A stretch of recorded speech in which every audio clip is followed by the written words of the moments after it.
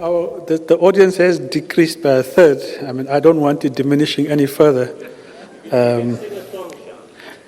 I hear you do it very well, Faisal. Please come on stage.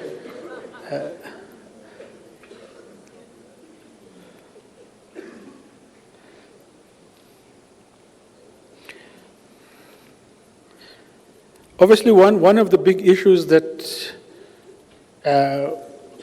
we've grappled with in the last few days is how to take this process forward.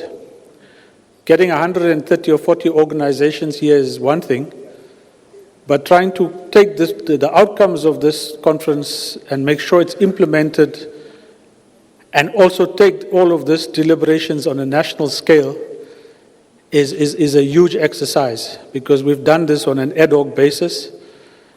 But it would seem as if from all of the commissions, what has transpired is that there is a need for some coordinating structure, some convening structure to at least take forward the outcomes of this particular meeting. So that's one of the things that will come out in the resolutions, is a coordinating structure to implement the outcomes of this and to work towards a more coordinated body to take forward the resolutions from here. How far are we? Any idea?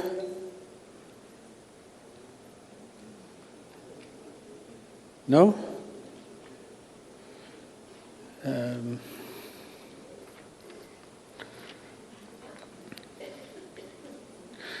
I can't even play for time because there's just so much that's in that document.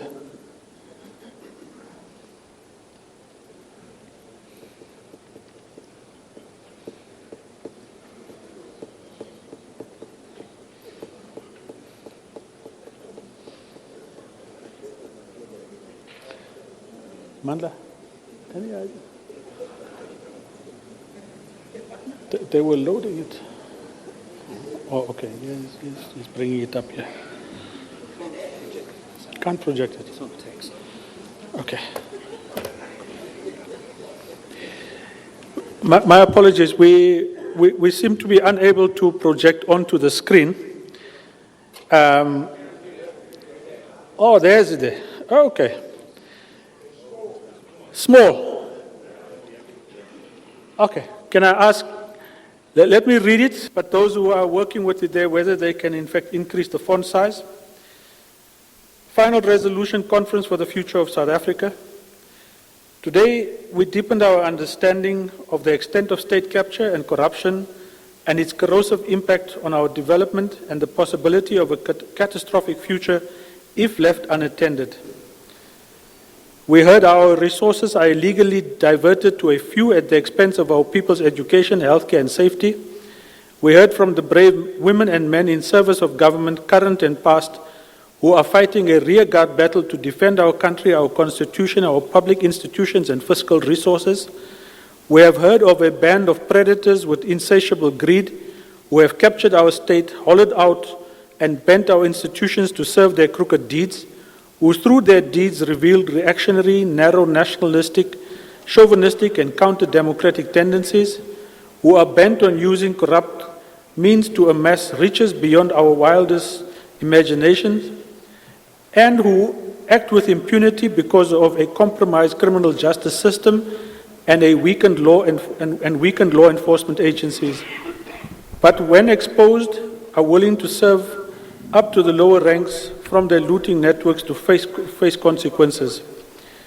We heard of the brave and resourceful civil society organizations who stand united across a range of social issues: education, health, labor rights, social justice, human rights, sports, poverty, and homelessness, that even in the face of harassment and intimidation, act in defense of our democratic gains, serve as a bulwark against this band of predators, and who are showing an increasing willingness to deepen the unity of our people, hold government to account, and to recapture our state.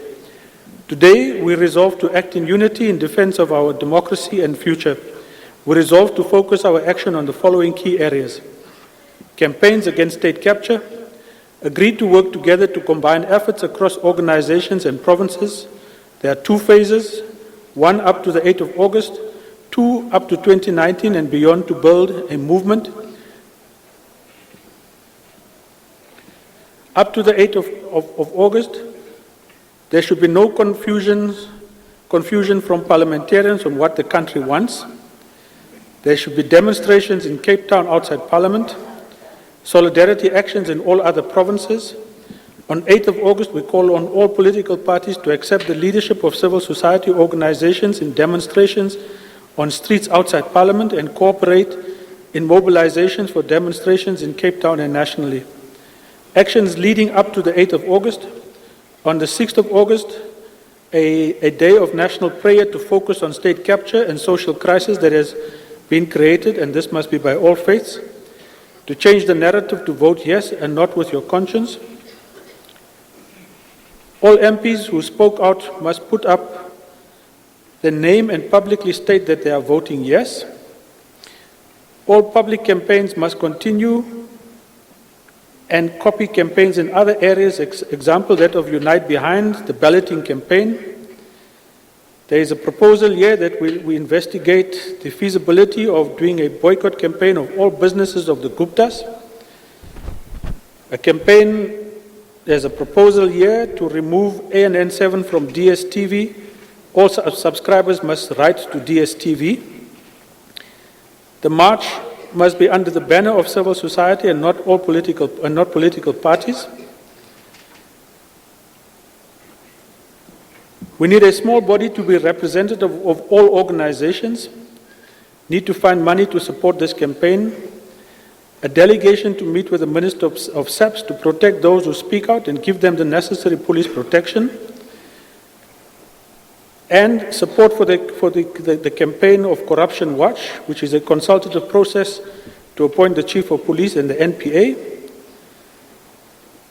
There is other stuff that's perhaps not in here, but in the more long term, to support all campaigns to strengthen the number of independent observers at the 29 elections, because if we don't start doing that now, we're going to wake up too late by the time it comes to 2019. The Council of Churches is already talking about this and is preparing for increasing the numbers of volunteers in each and every ward, in each and every voting station. And that's the kind of work that we are going to have to find a way of supporting through all of the organizations here. Around legal and constitutional work to combat state capture, we need to embark on a huge education and mobilization campaign to ensure that people understand their socio-economic rights that's enshrined in the Constitution, and to draw the link between that and state capture and how that undermines resources available for those rights.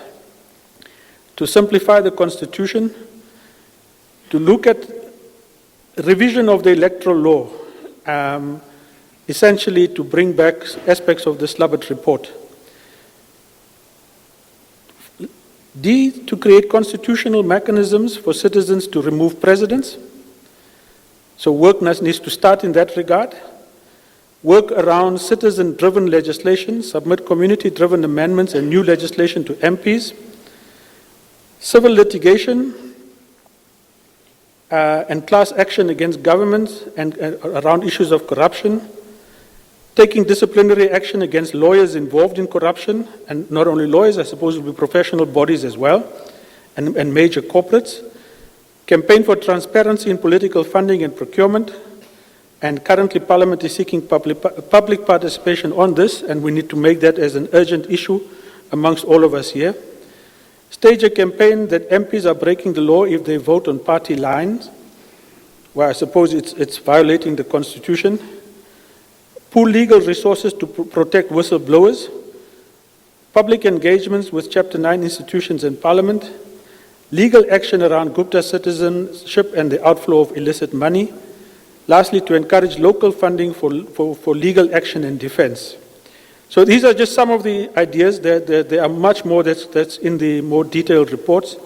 Parliament and the vote of no confidence, a media campaign to reach the masses of our people, and this must be radio, pamphlets, community dialogues, etc., and for all of us to contribute to this. Remind parliamentarians of their roles, and to get all MPs to renew their pledge around their oath of office, and this to be driven by the South African Council of Churches. Mobilize the masses of our people to send messages to the MPs via social media or before the 8th. That has to be a huge exercise.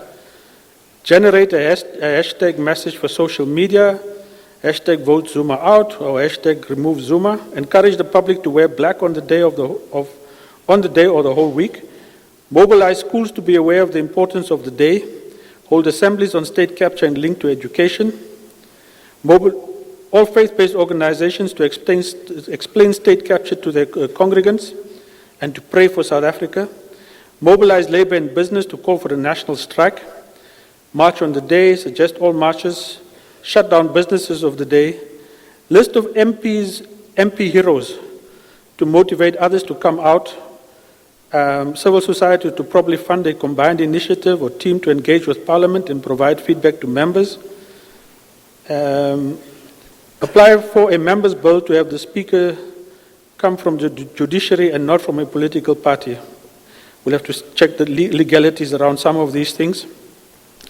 Building state integrity, there's a whole package around this. But fundamentally, yeah, it's an awareness drive for internal and external, promote responsibility and accountable government. We need to provide support for public servants, a safety net for civil servants who are ready to expose corruption. This may include a provision of legal assistance, for example. Explore the idea of an indemnity for public servants who come forward with information that leads to further exposure and action on state capture. Public servants against state capture. The conference adopts the people's demands for eliminating state capture and building state integrity. It's a state integrity six-pack that seeks to, 1, state capture must be rooted out and its perpetrators brought to justice. The nuclear program must be halted. The credibility, independence, and capability of the criminal justice system must be restored. Our democratic processes must be protected and strengthened. The public sector must serve the people, not politicians. State-owned companies must be cleaned up. Conference agrees to the following actions in this regard: to get all political parties and their public representatives to endorse this package by the end of 2017, to get political agreement for a tight timetable for implementation by the end of 2018.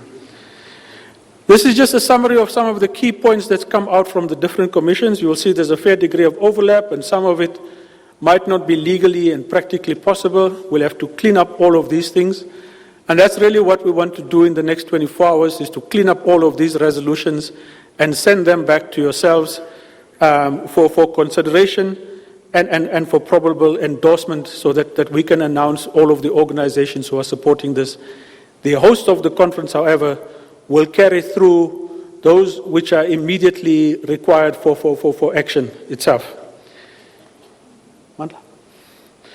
So, comrades, that's just not a quick summary, but it's a summary of the discussions that happened in the various commissions. Thank you very much.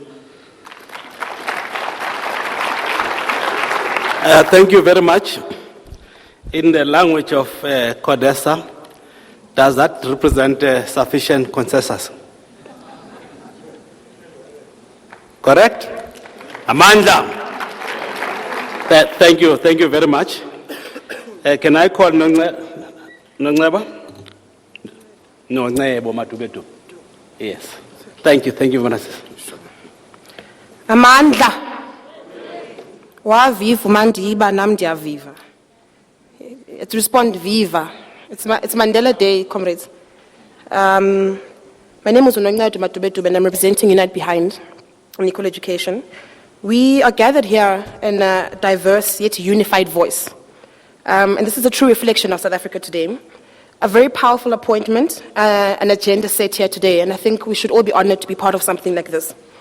So in light of an era that reeks of social injustice, that goes beyond state capture, I'd say we're fighting against a neoliberal agenda.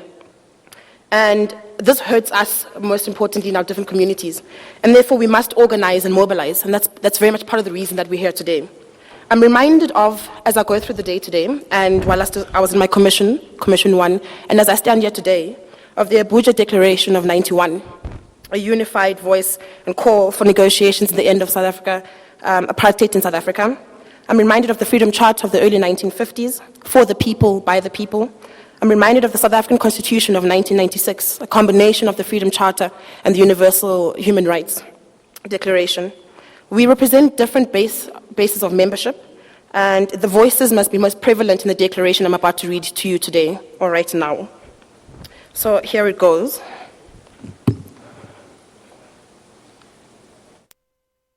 Those are some of the discussions, of course, taking place there in Randburg, with resolutions from the Future of South Africa debate are currently taking place. The Ahmed Kathrada Foundation, Save South Africa, as well as OUTA are some of the organizations that have, of course, planned that debate today. Let's take a